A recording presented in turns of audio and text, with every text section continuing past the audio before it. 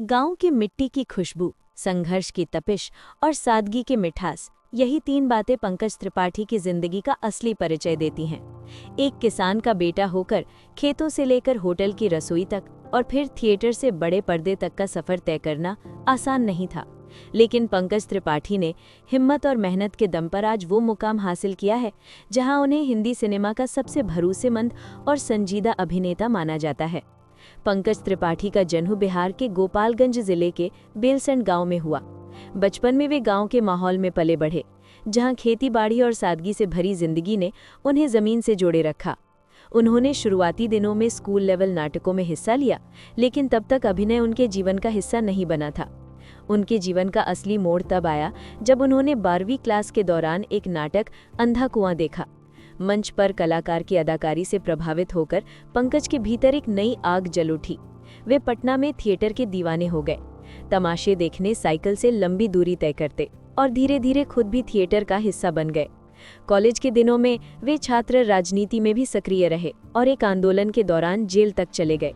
Jail में बिताए 7 दिन उनके जीवन की दिशा बदलने वाले साबित हुए। वहां की तन्हाई में उन्होंने खुद को समझा और पाया कि उनका असली जुनून अभिनय और साहित्य है।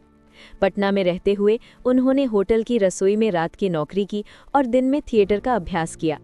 कम नींद और कठिन मेहनत ने उनकी इच्छा शक्ति को और मजबूत किया।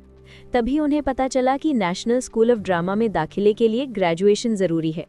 उन्होंने हिंदी साहित्य में पढ़ाई शुरू की और 3 प्रयासों के बाद आखिरकार एनएसडी में उनका चयन हो गया। ये उनके जीवन का अहम पड़ाव था। साल 2004 में पंकज त्रिपाठी मुंबई आए।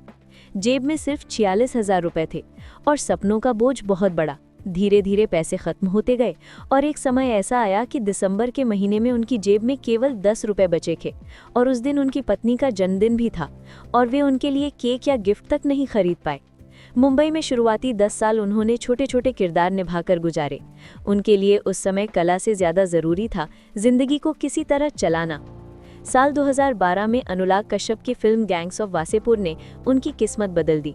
इस फिल्म में निभाई किरदार ने उन्हें पहचान दिलाई और बॉलीवुड में उनके लिए नए दरवाजे खोले। इसके बाद फुकरे, बरेली की बर्फी, नील बटे सन्नाटा, स्त्री जैसी फिल्मों ने उन्हें मजबूत जगह दिलाई।